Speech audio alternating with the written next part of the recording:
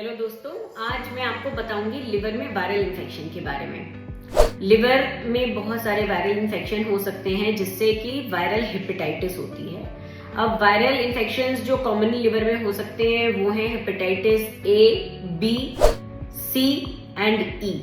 अब इनमें से हेपेटाइटिस ए एंड ई खाने पीने से या दूषित पानी पीने से ट्रांसमिशन होता है। पेशेंट्स यूजुअली प्रेजेंट करते हैं जॉन्डिस से या पीलिया से, और भूख न लगना या वेट लॉस होना, ये सब कॉमन उसके सिम्टम्स हैं। और ज़्यादातर पेशेंट्स में ये समय के साथ कुछ ट्रीटमेंट से ठीक हो जाता है। बहुत कम केसेस में ये बहुत सीवियर फॉर्म या खतरनाक फॉर्म ले सकता है। अब आते हैं हेपेटाइटिस बी एंड सी पे। अब हेपेटाइटिस बी एंड सी जो वायरसेस हैं ये क्यों इंपॉर्टेंट है? एक तो इसलिए कि ये बहुत लंबे समय तक इनका इन्फेक्शन साइलेंट रह सकता है। साइलेंट मतलब 25-30 साल तक ये वायरस रह सकता है बिना कुछ करे, और हो सकता है जिंदगी भर कुछ ना करे। बट कुछ 10 से 12% लोगों में hepatitis B and C virus liver को परमानेंटली डैमेज कर सकता है। अब पहले बात करते हैं हेपेटाइटिस बी वायरस के बारे में कि ये कैसे ट्रांसमिट होता है, कैसे फैलता है। तो ये किसी भी एक आदमी से दूसरे आदमी में जा सकता है। एनिमल्स से ह्यूमन में ट्रांसमिशन नहीं होता है इस वायरस का।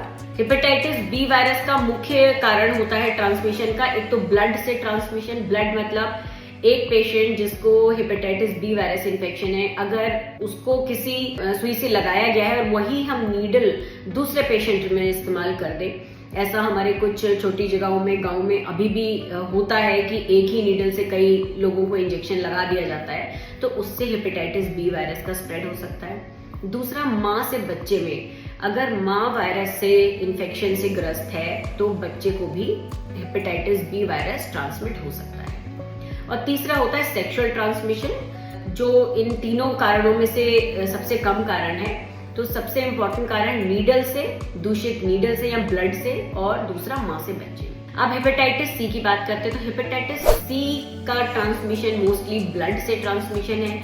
जैसे कि मैंने आपको हेपेटाइटिस बी में बताया कि एक दूषित नीडल जो एक पेशेंट में इंजेक्शन के लिए यूज करी गई है, वही नीडल अगर दूसरे पेशेंट के लिए यूज कर दी जाए तो उससे हेपेटाइटिस सी का ट्रांसमिशन हो सकता है। बहुत इंपॉर्टेंट ये है कि जैसे कुछ ड्रग्स लेते हैं लोग, वो एक ही इंजेक्शन से कई लोगों में ड्रग्स लेने के लिए इस्तेमाल किया जाता है, तो बहुत ही मुख्य कारण है जिससे हेपेटाइटिस सी वायरस ट्रांसमिट हो सकता है।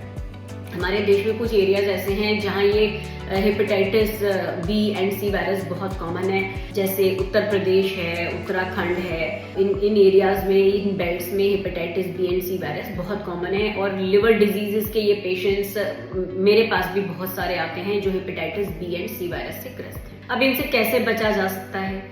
अब हेपेटाइटिस बी वायरस की वैक्सीन है, जैसे आप पोलियो की वैक्सीन लेते हैं या बीसीजी का इंजेक्शन लेते हैं, या बच्चों में जो वैक्सीन लगती है उसी तरह से हेपेटाइटिस बी वायरस की वैक्सीन है। किसी भी उम्र में ये वैक्सीन ली जा सकती है और 3 डोजेज होती हैं, एक शुरुआत में, फिर 1 महीने बाद और फिर 6 महीने बाद।